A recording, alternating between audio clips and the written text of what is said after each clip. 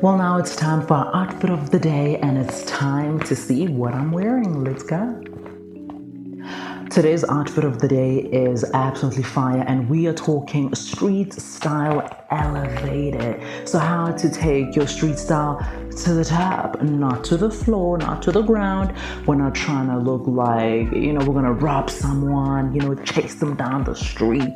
We're not trying to look like we belong to the streets, and we also don't want to look like we are walking the streets, if you know what I'm saying. We want to look classy, we want to look ladylike, so taking hard elements and mixing them with very feminine, soft pieces to really find that equilibrium, to find that fashion equilibrium, okay? Tranquility, serenity, okay?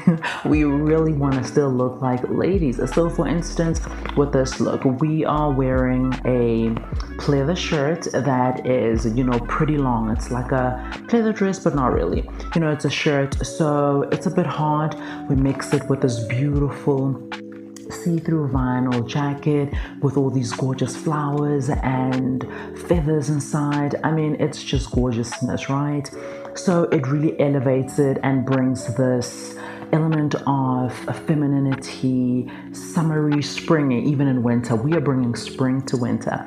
And also I'm wearing these sweatpants in black. They're like velvety sweatpants. Elevating your sweatpants by adding this gorgeous jacket, of course, a really unique, beautiful hairstyle, and also boots. Okay, I love boots, but you don't have to wear chunky boots that are extremely masculine, that look like you literally shopped in your husband's closet. And child, you can still wear boots, but I feel like if you're wearing chunky boots, then you definitely have to make sure everything else is feminine looking.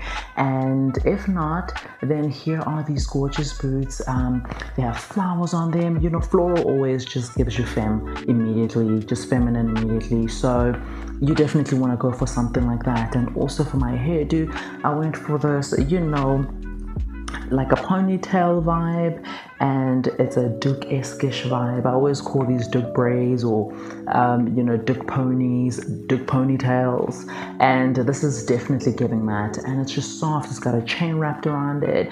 It's just giving soft and feminine. And you could also, for accessories, go with shades or go with frames. I love my frames. I just don't like lenses and things, but for sometimes just giving it an extra judgment, you definitely do need your shades, but in this case you don't. And also earrings, I'm keeping it simple, and I also added just this piece of